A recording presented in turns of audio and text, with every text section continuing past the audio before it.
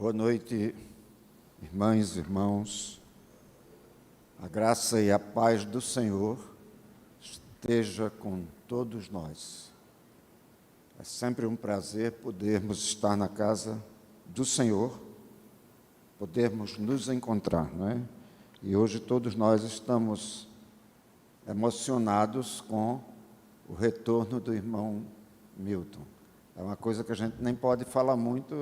Alguém que é fraco como eu for falar muito, finda chorando. Então, é melhor reunirmos todo o nosso pensamento dizendo: grandes coisas fez o Senhor por nós.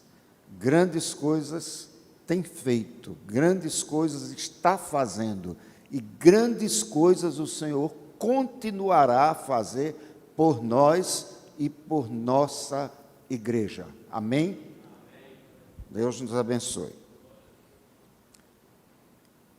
Quero ler uma passagem, vou dar um susto em todos aqui. Eu quero ler uma passagem no Salmo 119. Não vou ler o Salmo 119 todo, né? Somente um verso no Salmo 119, que é um dos versos mais conhecidos, o verso 18. Desvenda os meus olhos para que eu contemple as maravilhas da tua lei. É muito fácil de repetirmos, não é? Desvenda os meus olhos para que eu contemple as maravilhas da tua lei. Eu vou tentar fazer como a gente faz com as crianças na EBF, né? Então, todas as irmãs vão falar: desvenda.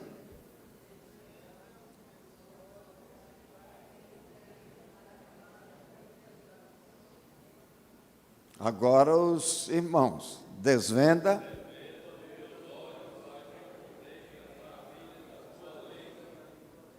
Eu não estou acreditando. As mulheres sempre foram mais fortes, mas parece que os homens hoje não é. Vamos dar uma outra chance para elas?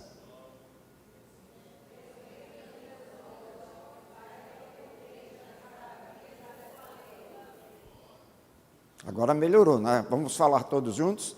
Desvenda os meus olhos para que eu contemple as maravilhas da tua lei. Vamos orar mais uma vez. Senhor, fala a cada um de nós de um modo muito especial, para que nós vejamos a tua atuação na vida de cada um de nós, na nossa igreja, ao nosso derredor, onde estivermos, que possamos contemplar as tuas maravilhas, no nome de Jesus. Amém. Quando eu era criança, e faz muito tempo já, né? Já existiam umas brincadeiras que a gente tinha os olhos vendados. Eu sei que alguns aqui foram desse tempo, né?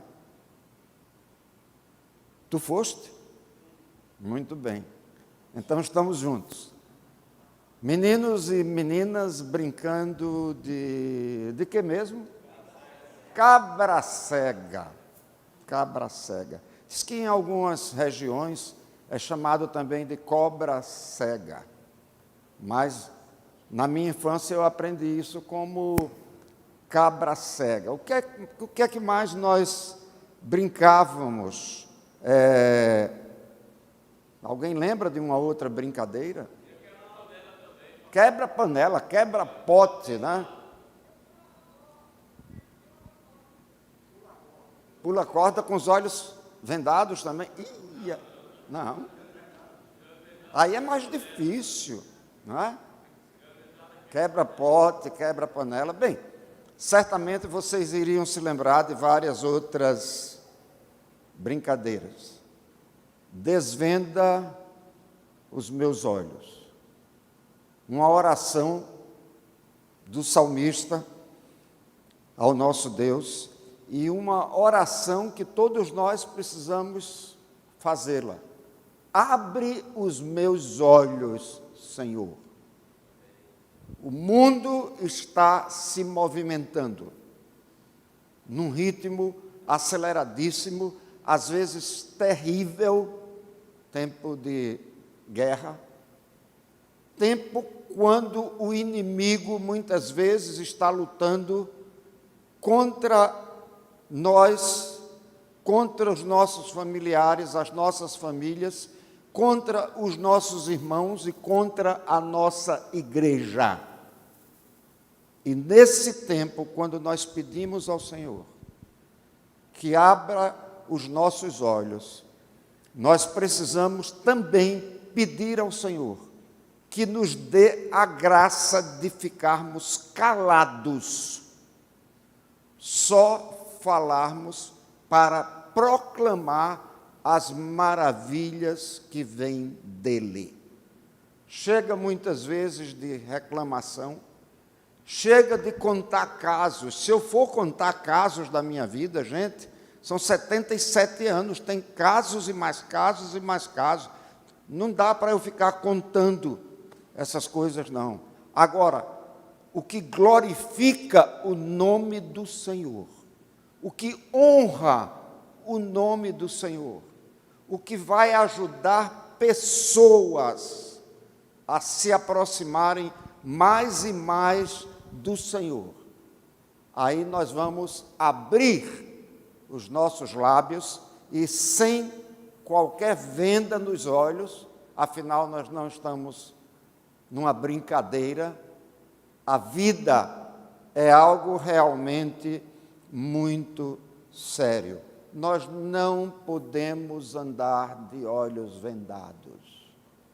Olhos vendados atrapalham. E nós precisamos realmente fazer essa oração ao Senhor. Senhor, abre os meus olhos, eu quero contemplar. Mas contemplar o quê? Contemplar as maravilhas. Nós já temos gente demais querendo contemplar o passado, querendo contemplar os problemas, querendo contemplar os tropeços da vida. Vamos deixar tudo isso de lado. Uma das características do cristão autêntico, irmãs e irmãos, é exatamente a nossa visão. Eu posso falar muito bem disso aí. Os irmãos e as irmãs sabem que eu fiz 2 cirurgias de transplantes nos olhos. Eu estava perdendo a capacidade de visão já há 20 anos e eu tive médico que me disse assim, o senhor está ficando cego, o senhor vai ficar cego. E algumas pessoas me disseram, pastor, vamos orar. Eu estou orando. Não, mas vamos pedir de Deus, quase como se fosse assim, vamos exigir de Deus. Não. Mas é impossível, o senhor é um pastor, naquele tempo eu trabalhava ainda como pastor de igreja e em outras atividades na denominação. O senhor é um pastor, Deus não vai permitir isso. Por que não vai permitir isso? Eu não sou melhor do que ninguém. Nós não somos melhores do que ninguém. E Deus tem um propósito na nossa vida. Mesmo quando muitas vezes nós estamos sofrendo, quando muitas vezes nós gostaríamos que as coisas fossem diferentes, mas ainda assim, nós precisamos estar atentos às maravilhas do Senhor. Você pode estar enfermo, você pode estar batido, você pode estar, o quê? Sem dinheiro? Não, isso aí, quase todos nós, né? Mas essas coisas não vão tirar o nosso ânimo, a nossa alegria, o nosso entusiasmo. Não se vive bem com os olhos vendados. No caso dessas brincadeiras que os irmãos mencionaram aí, me ajudando, a pessoa que está com os olhos vendados, a criança que está com os olhos vendados, a moral da história é que naquele momento está fazendo o papel de bobo, não é isso? Fica vagueante, andando para um lado, andando para o outro, e pulando, e está perto, está longe, Na vida cristã não é assim. Na vida cristã, nós precisamos estar sempre perto do Senhor. Nós cantamos ainda agora, quão preciosas são as horas na presença de Jesus. Que maravilha! Comunhão muito deliciosa de minha alma com a luz. Então, é exatamente isso que nós precisamos. Então, nós não devemos brincar de vida cristã. Na vida cristã, os olhos vendados nos impedem de nos aproximarmos do alvo. Aliás, olhos vendados não têm sentido, porque nos impedem de nos aproximarmos uns aos outros, uns dos outros. Então, eu gosto muito, pastor Marcos pede, fale com quem está perto. Aí o perigo, pelo menos para mim, é que eu saio falando com um, com o outro. Se deixar, eu fico o tempo inteiro. Como é gostoso podermos abraçar os irmãos, podermos saber um pouquinho dos irmãos. Mas isso é muito pouco. Puxa o outro pelo braço quando o culto terminar. Dá um abraço. Isso é muito bom. Isso é maravilhoso. Converse. Diga que quer orar pela pessoa. De vez em quando alguém pede assim, o senhor podia orar, eu vou fazer uma cirurgia, ou eu tenho um problema, eu preciso melhorar minha nota na faculdade, onde estuda, né? Sim, nós podemos fazer a nossa parte, você pode fazer sua parte. Os irmãos podem fazer a parte deles como intercessores, todos nós podemos interceder uns pelos outros, mas na realidade nós precisamos de seriedade, de sinceridade, de compromisso na presença do Senhor. Nós não estamos aqui como um caçador de tesouros, né? Ou aquele lá que quer quebrar o pote. Na vida cristã, nós estamos aqui com o propósito de nos aproximarmos mais e mais de Cristo Jesus e, aproximando-nos mais e mais de Cristo Jesus, nós estamos nos aproximando mais e mais uns dos outros. Quando nós nos aproximamos do Senhor, os nossos olhos abertos, nós podemos então contemplar as maravilhas da lei do Senhor, as maravilhas da lei de Deus. E de vez em quando nós encontramos assim algumas pessoas que são uma caixa de desânimo. Tem reclamação para tudo. Tudo. Mas o problema não é da igreja. O problema é um problema pessoal. Se formos fazer uma visita a determinadas pessoas lá fora, vamos encontrar os mesmos problemas. No trabalho está tudo errado, em casa está tudo errado. Então, os olhos, apesar de abertos, não estão tendo a capacidade de enxergar. Isso é, na realidade, terrível. Então, a distância é algo que pode ser terrivelmente prejudicial na vida cristã. A gente fica sempre olhando de longe. Eu quero ver até onde vai isso. E por que não? Eu quero me envolver nessa empreitada. Eu quero me envolver nesse negócio. Eu quero que Deus me use mais e mais. Mas, além da distância, nós temos também o orgulho. O irmão do pródigo, ele se distanciou de casa, né? Resolveu, por livre e espontânea vontade, deixar o lar, deixar o pai, Bem, aquele irmão não era grande coisa, mas deixar o irmão também. Distanciou-se e esbanjou tudo que tinha. Ficou com os olhos vendados nesse quesito de valores. Resolveu desperdiçar tudo. Tudo. Mas um dia ele resolveu voltar.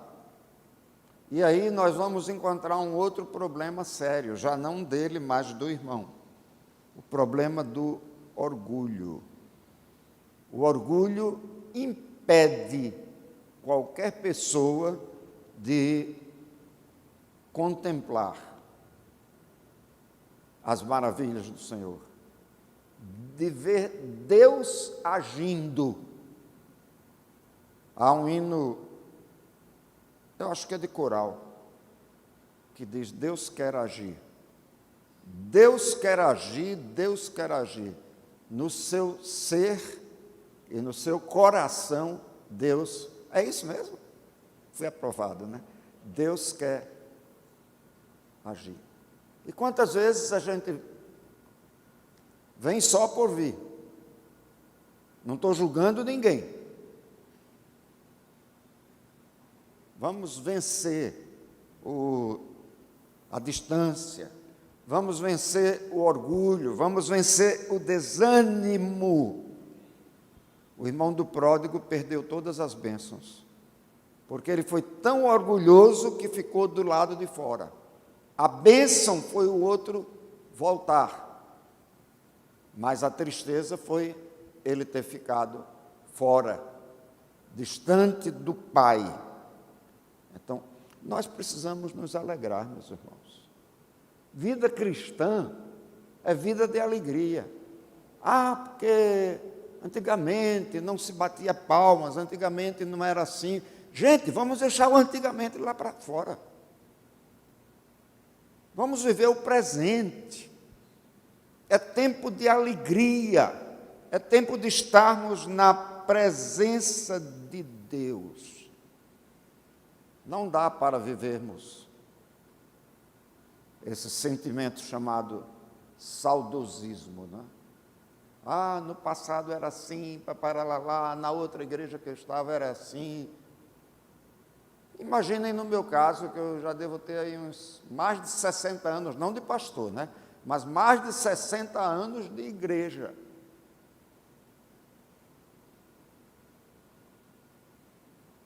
Com todo respeito a todas elas, sem nenhum problema em qualquer uma delas, mas eu quero dar um testemunho aqui hoje. A minha igreja é a Igreja Batista da Capunga. O meu pastor é o pastor Marcos Goldar. E eu amo a minha igreja, o meu pastor, a sua família, e cada família da igreja, e cada irmão e cada irmã que está aqui no propósito de fazermos uma caminhada com decência e ordem para a glória do Senhor. Um outro problema que muitas vezes nos atrapalha é a amargura. Provérbios 17, 22 diz o seguinte: o coração alegre é bom remédio. Não é bom a gente encontrar uma pessoa que é alegre, que é animada, que tem sempre uma boa palavra? Final dessa passagem bíblica diz: mas o espírito abatido faz quebrar, ou faz secar ossos. Então, não deixe seus ossos secarem pela amargura. E quando eles estiverem querendo secar, já repreenda isso com a palavra do Senhor. Viva para a alegria do Senhor, porque a alegria do Senhor é a nossa força. Também o desânimo, né? Aquela predisposição ao negativo. Nós temos alguns irmãos e irmãs, eu espero que não tenhamos aqui na Capunga, né? Mas, de vez em quando, nós encontramos irmãos e irmãos que eles deviam mudar de nome. O irmão não vai dar certo. A irmã não vai dar certo. A gente chega com um plano, não, isso aí não vai dar certo, não. Isso aqui a gente já tentou na igreja, não vai dar certo. Que desânimo é esse? Que espírito abatido, que falta de fé. E a palavra de Deus diz que o justo, como é que viverá? Viverá pela fé. Se o justo vive pela fé, então a nossa igreja vive também pela fé. Abre os meus olhos, desvenda os meus olhos, ou seja, tira essa venda que está impedindo a visão. E então, como é possível vermos o invisível? Vivendo com humildade. Ninguém aqui é o tal ou a tal. E eu ouso dizer, também pelo conhecimento de muitos anos que eu tenho com o nosso pastor, que nem ele é isso e nem quer ser. Ele é o nosso presidente, ele é o nosso pastor, ele é o nosso guia, o nosso líder espiritual, mas é uma pessoa como nós. Significa que nós somos um em Cristo Jesus. Agora, modo como nós nos relacionamos uns com os outros, todos nós, exige respeito. Tudo com decência e ordem. Tudo como o Senhor quer de nós. Nós também precisamos viver a realidade. Aproveitar o tempo presente, aproveitar o melhor de onde eu estou e como estou, e sabendo que podemos melhorar, confiados no Senhor. Também é possível melhorar vivendo o amor. Na igreja, quem é mais abençoado é quem mais ama. E essa capacidade de amar é algo muito importante, porque, como eu falei há pouco, nós nos amamos uns aos outros, nós amamos ao nosso Deus, aquele que nos ama e que deu o seu Filho para morrer no nosso lugar. Muitas vezes nós temos um espírito assim, um tanto separatista, né? Alguém olha assim para uma pessoa e diz, não gosto desse irmão, não gosto dessa pessoa, não quero... Opa, que história é essa? Nós precisamos viver em amor. E eu quero repetir bem isso, com decência e ordem. Significa que não é qualquer um que queira, sem estar na programação, se levantar e falar e dizer um bocado de coisa e contar a sua infância toda. Não, nós não estamos aqui para isso. Nós estamos aqui para adorar ao Senhor em espírito e em verdade. Quem é mais abençoado na igreja é quem mais ama, quem mais faz com amor, por amor, quem mais se relaciona com os outros com amor. Nós precisamos ter os nossos olhos abertos para podermos viver o entusiasmo que Deus quer de cada um de nós.